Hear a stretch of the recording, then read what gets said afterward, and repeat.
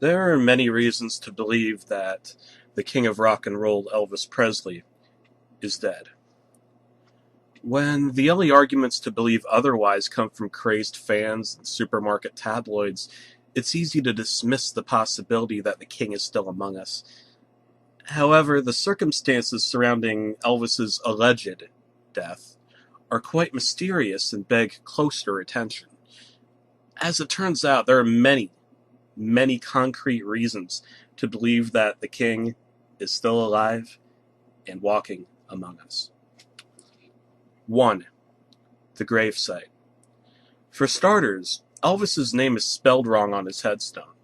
Elvis's full name is Elvis Aaron Presley, but on his grave his middle name is spelled incorrectly with 2 A's. His father would not have let this happen. When Elvis was born, his name was misspelled on his birth certificate, and his father went to great lengths to get the error corrected. The unique spelling of Elvis's name was important to the Presley family. Elvis's current resting place is in between his father and his grandmother and not next to his mother, where he had adamantly requested. It's doubtful that the people close to him would allow these things to happen. Elvis was and is a rather, superstitious man. Enough so that he wouldn't tempt fate by putting his real name on a tombstone, or violate the ground next to his mother until he was ready to be placed there for good, right? Number 2, the death certificate. Elvis was very vain, and he was embarrassed about his recent weight gain. An astonishing 50 pounds in a month before his so-called death. Even though he weighed about 250 pounds at the time of his death certificate lists him at a spry 170 pounds.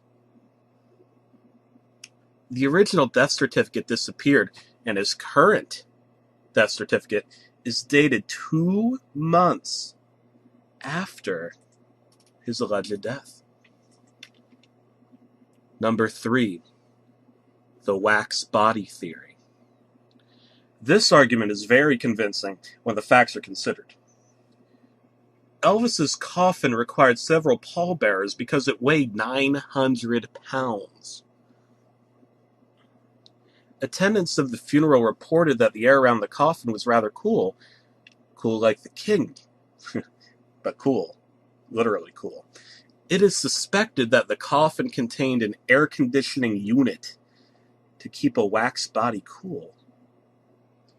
A wax body that was a replica of the king designed to fool funeral goers. And how did the Presley family get a 900-pound custom-made coffin ready for a funeral that was held on the day after his death? It takes a lot of time to build such an elaborate coffin, don't you think?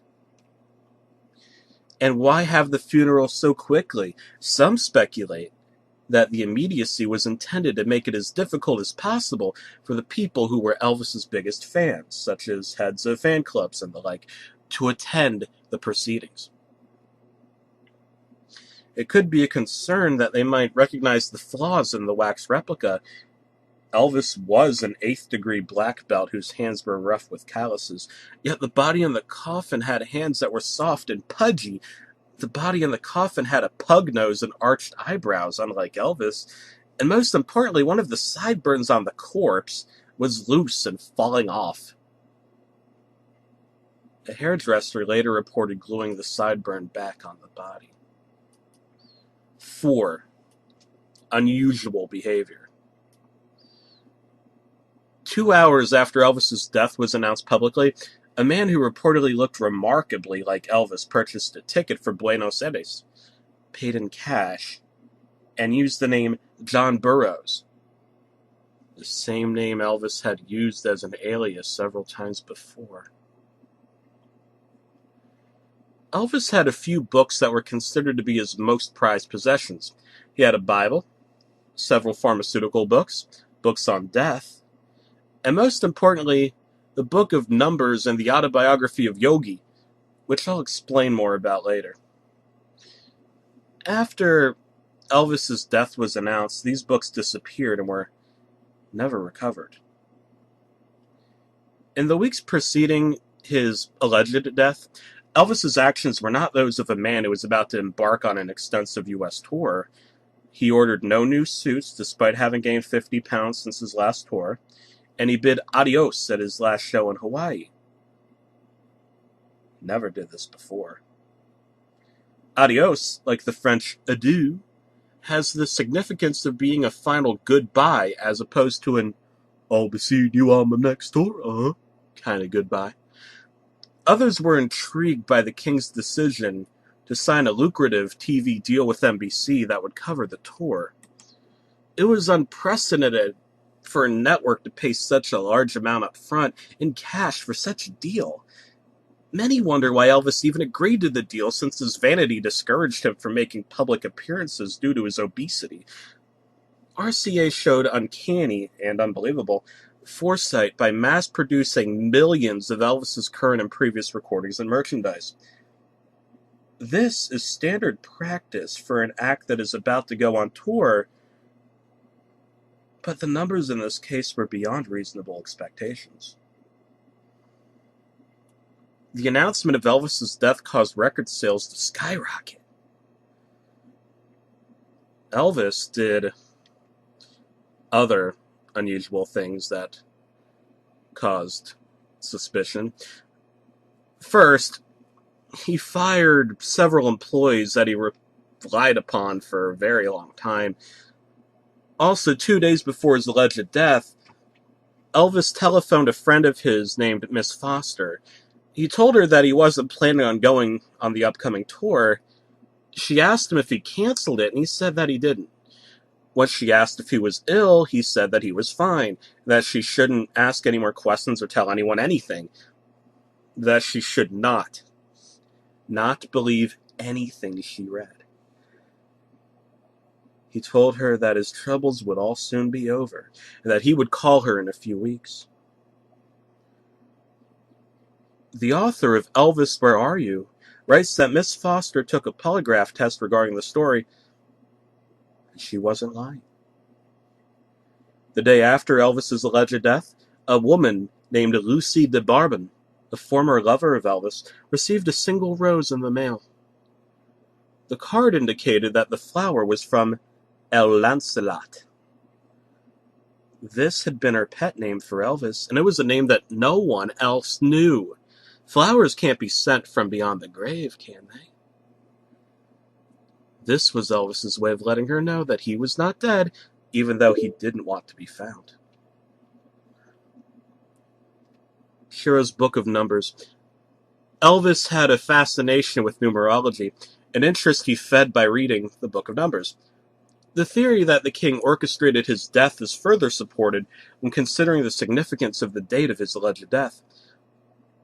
The date in question is August 16th, 1977. By adding the numbers in the date 8/16 in 1977, you get 2001. This is the title of Elvis's favorite movie, in which the hero plans his immortality in the bathroom. Elvis spent a considerable amount of time doing the same, planning his afterlife on the John.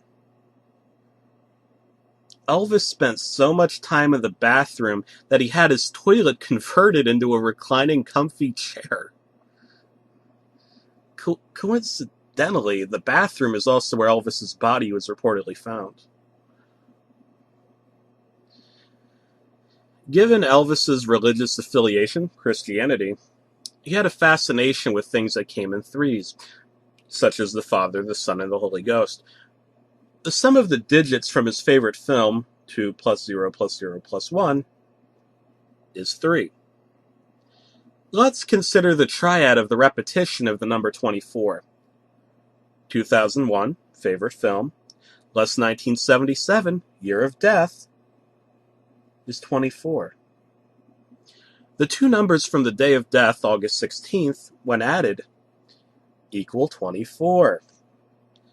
The sum of the digits in the year of death, 1 + 9 + 7 + 7, also equals 24. That is 3 occurrences of the number 24, which is divisible by 3. And when divided by 3, the result 8 has a perfect cubed root. 2 times 2 times 2 equals 8. Elvis loved numerology. When you consider the numeric significance of the date of his alleged death, it is clear that if indeed he did plan to fake his death, he couldn't have possibly chose a better date. Motive, you might ask? Elvis had many reasons to fake his death. His life was in danger. He recently lost $10 million in an airplane and real estate deal with a California-based organization called the Fraternity that had links to the Mafia. It's speculated that he corroborated with the government to expose the organized crime ring in exchange for protection, perhaps in the form of a new life and identity complements of the witness relocation program. In addition, Elvis was a prisoner of his own fame. He had many other reasons to leave his life behind. Because of his increased popularity, he was the recipient of several death threats, and he was concerned about the safety of his wife and daughter. Sometimes, when he wanted to leave Graceland, he would send out lookalikes to distract would-be followers. Elvis was also known to ride in the trunk of someone else's car to avoid detection. Once, when he fell ill in Las Vegas, he couldn't get proper medical attention because the hospital was overwhelmed by fans. At the time of his alleged death, Elvis was nearing the end of his career. He was 42, his hair was graying, he was grossly overweight, his voice was starting to weaken. He was going downhill. He was too proud to go out with a whimper. He'd never want his fans to see him in such an unhealthy condition. Elvis had shown a fascination with death on several occasions. In the days leading up to his alleged death, he was reported to have visited funeral homes at odd hours of the night with close friends. Was he doing research? Elvis once faked his death by setting up an elaborate shooting in which a would-be killer fired blanks at Elvis, who had a blood pack which he discharged. It was Elvis's intention to see how the people closest to him would react to his death. Perhaps what he learned convinced him to do it for real. Finally, one of Elvis's favorite books is the spiritual autobiography of Yogi. One of the central themes of this book is the relinquishing of one's wealth and earthly possessions to achieve spiritual oneness. Elvis could do this, as well as address his other concerns of sanity and safety, by faking his death and leaving a life of exile. And as for the means, Elvis had the means to fake his own death. He's accused of destroying himself with drugs, but in reality, Elvis was a pharmaceutical expert. He took a lot of drugs, but he knew what he was doing and was extremely careful. He knew what drugs he could self-administer to create a death-like state. Further, Elvis's experience with the martial arts was such that he could slow his heart rate and breathing in order to feign death. Elvis's manager, Colonel Tom Parker, had once created a new identity for himself. He came to this country as an illegal immigrant from Holland, but through various connections managed to create an elaborate identity complete with a passport, birth certificate, driver's license, and social security number. He would have known how to give Elvis a second life. In addition to Elvis's ties to the government through his testimony against the fraternity, Elvis was known to interact with the President of the United States.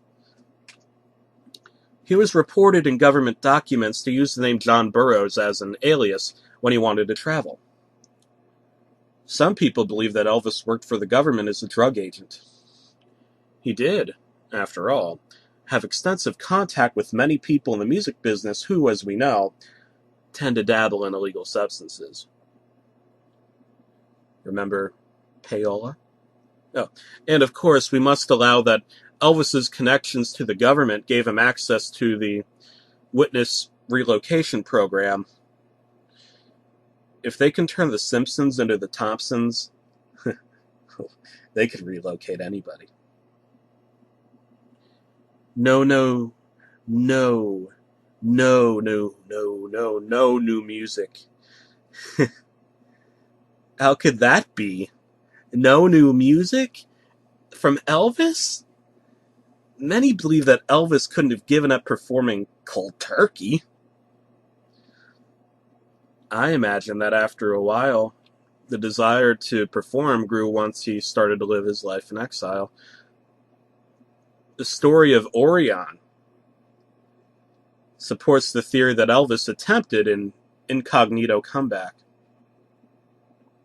Shortly after Elvis's death, a masked singer by the name of Orion emerged on the scene. He was big like Elvis, and he sang just like Elvis. Because of the mask, no one could tell his true identity. One fan described seeing Orion from near the stage. She claims that Orion left the stage between songs, and when he appeared moments later, the sweat was gone from his armpits and back, and she thought that the costume looked slightly different. After the song, he left the stage, and the original Orion returned. Another fan described how she rushed into a tour bus and an Orion show only to see 2 Orions in the back of the bus. She claimed that one ducked into the bathroom before she could get a good look at him, but he appeared to look like Elvis Presley. What's even more remarkable is the fictional story called Orion that was written by Gail Brewer Giorgio about a legendary performer who had several identities and wanted to fake his death. The story was written and submitted to the William Morris Agency for publication consideration after Elvis's death, and before the real Orion ever performed. As it turns out, there are many ways in which the real Orion mimicked the events as described in the book. For example, the performer's managers had the same name, and without knowing it, Brewer Giorgio wrote of events in Orion that had actually taken place in Elvis Presley's life. It was a case of life imitating art. Picking up the pieces. In 1981, 2020 did an investigation into the circumstances surrounding the alleged death of Elvis. The investigative report was very convincing. Oddly enough, within 2 weeks of the report, the singer, Orion, disappeared and was never heard from again. The book, Orion, disappeared from shelves across the country. It had been recalled by the publisher who was associated with the William Morris Agency. Incidentally, the William Morris Agency is the same agency that represented Elvis Presley. I even tried to order a copy of the book, but was unable to. The woman at the bookstore said she couldn't tell me why. It seems that Elvis is worth more dead than alive. By faking his death and relocating with a new identity, he's safe from his fans and the fraternity. The government can make a solid case against the organized crime ring, and RCA, Elvis's family, and Elvis's management can all reap immense financial benefits from the attention. Well, that is except for one benefit. No one has collected on the life insurance policy.